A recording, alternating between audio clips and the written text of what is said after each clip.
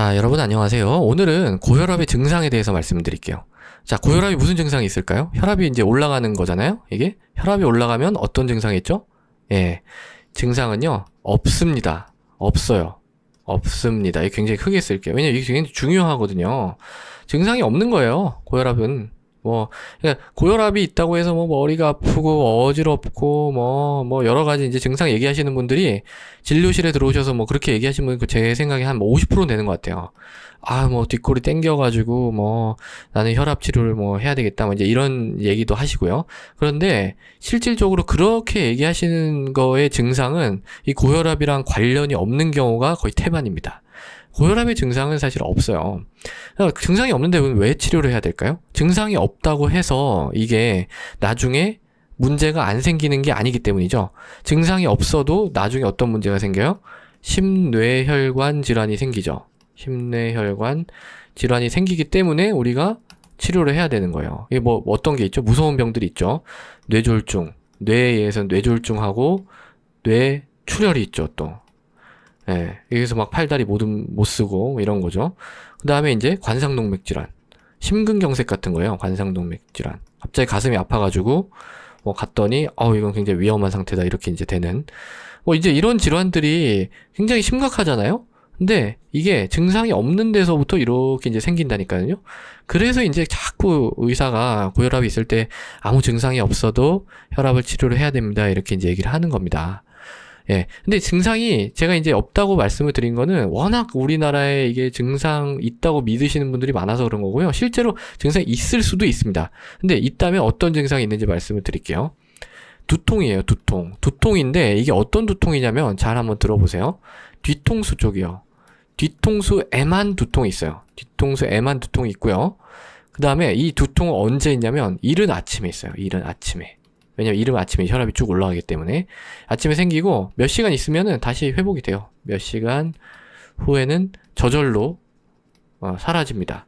그래서 제가 이제 두통 있으신 분들은 이렇게 다 물어봐요. 혹시 어디에 두통이 있으세요? 언제 있으세요? 이렇게 하면은 여기에 맞는 사람이 거의 없어요. 물론 맞으시는 분들도 있어요. 그건 이제 고혈압의 증상으로서 뒤통수에 이제 두통이 있으신 거죠.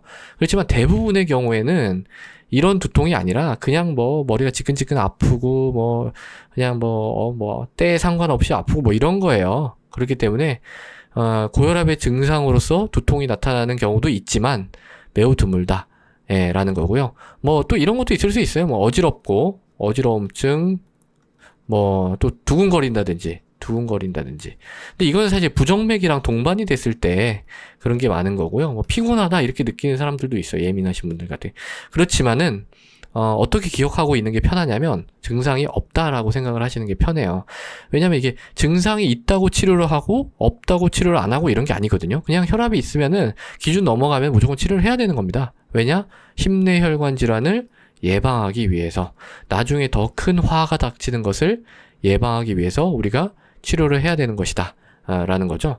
그래서 오늘은 고혈압의 증상에 대해서 이제 말씀을 드렸고요. 증상은 어떻다? 없다. 그렇지만 만약에 증상이 나타난다면 두통이 있을 수는 있는데 뒤통수에만 있고 이른 아침에 일어나자마자 이른 아침에 있는데 그 두통은 몇 시간 후에 저절로 사라지는 두통이다.